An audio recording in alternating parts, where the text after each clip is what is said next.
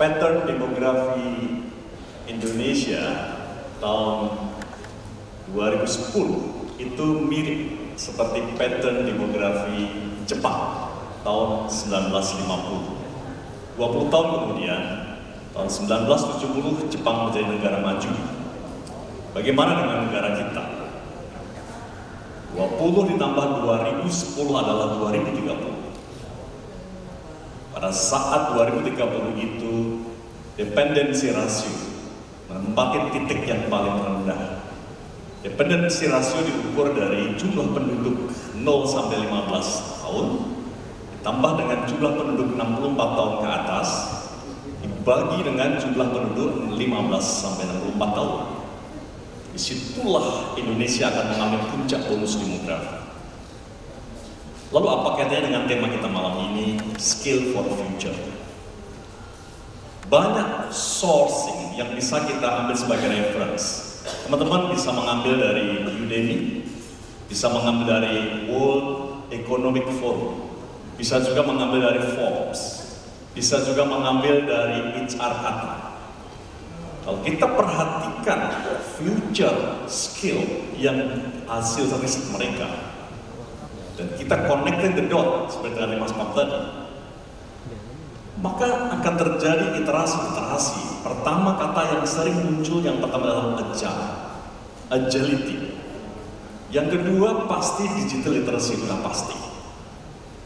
Kemudian muncul juga yang disebut dengan collaboration. Di pojok sebelah kiri saya lihat ada muncul design thinking. Sebelah kanan ternyata ada juga back to basic.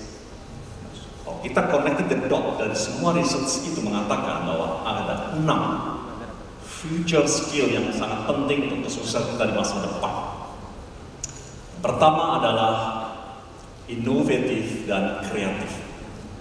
Banyak sekali produk-produk kita yang sekarang bermunculan, ya, dan penuh dengan innovation yang tinggi, tapi kalau tidak kreatif, maka dengan mudah disalib oleh kompetitor. Yang kedua, problem solving dan critical thinking. Kita harus selalu men-challenge status quo. Jangan justru status quo itu menjadi comfort zone buat kita. Banyak para HR leader mencoba untuk memperbaiki situasi, keadaan, membuat SOP ini dan sebagainya. Dan akhirnya itu menjadi perangkap buat dia sendiri untuk masuk ke comfort zone. Sangat kemudian menjadi nikmat sekali berada di situ dan lupa bahwa itu adalah status quo yang sudah menjadi masa lalu dengan sangat cepat. Yang ketiga adalah growth mindset. Belajar, dan belajar. Willingness untuk learn new things, itu harus selalu kita korbankan diri kita dan juga anak buah kita dan semua SDM di bawah pengelola kita. Yang keempat adalah leadership. Teman-teman bisa browsing dari sana sini, banyak sekali mengenai manajemen, bagaimana pengelolaan itu di bawah leadership, dan dari zaman dulu di revolusi industri sampai sekarang, leadership patternnya sama sebetulnya ya. Yaitu bagaimana get things done, bagaimana manage others untuk bisa mensupport kita punya rencana untuk mencapai tujuan kita. Dan yang paling dekat-dekat ini teman-teman adalah yang berkaitan sama DEI. Diversity, Equality, dan Inclusiveness. Silakan untuk bisa membuka, nanti ada Inclusive Leadership. Ada 6 traits yang embed dengan Inclusive Leadership dan ada 15 elemen di dalamnya. Silakan membaca, itu dari Deloitte, mungkin saya tahu. Yang kelima adalah interpersonal skill. Banyak sekali kita punya ide-ide yang aduhai bagus sekali, tapi pada waktu kita menyampaikan ke orang lain terbata-bata. Kita menyampaikan ke orang lain membuat orang confused. Butuh kesiapan kita untuk menerima kalau ternyata kita berbeda pendapat sama orang lain. Ternyata orang lain pendapatnya sangat bertentangan sama kita. Bagaimana interpersonal skill itu kita harus miliki di era disruptif dan transformasi digital saat ini. Yang terakhir adalah data analitik. Seorang HR itu kalau sekarang masih pakai Excel, ya kan, masih pakai hitung-hitungan yang sederhana, mungkin sudah itu masa lalu kita. Kita harus sudah masuk pivoting, kita sudah masuk algoritma, dan sebagainya kita lebih cepat untuk persiapan data-data yang dibutuhkan untuk decision making proses di perusahaan kita. 6 itu, Mas Hakim, kalau bisa tambahkan, ada plusnya. yang saya barusan dapat oleh dari Taiwan kemarin. Saya belajar mengenai design thinking. Dan itulah sebagai orang HR ini, jangan sampai kita jadi terperdaya dengan teknologi. Jangan sampai kita jadi korban dari teknologi, tapi kita harus bisa men-utilize-nya, memanage-nya untuk membantu mencapai goal-goal kita secara lebih cepat dan lebih mudah.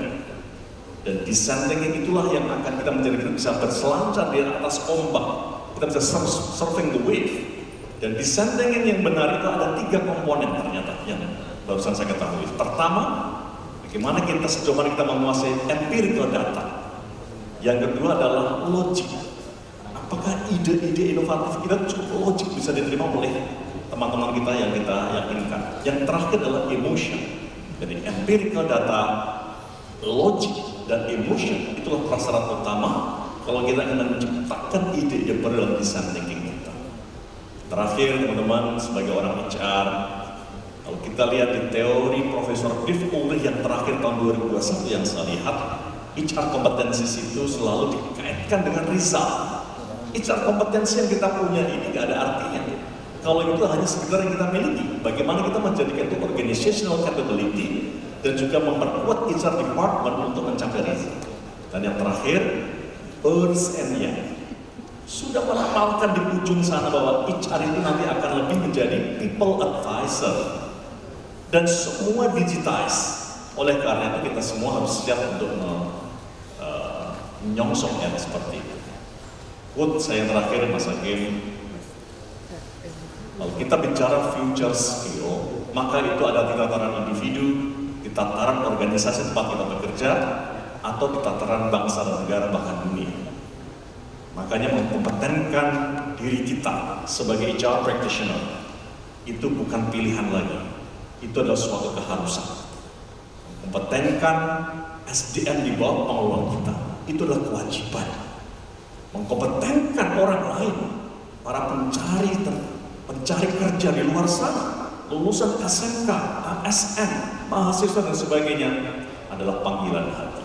Terima kasih. Assalamualaikum warahmatullahi wabarakatuh.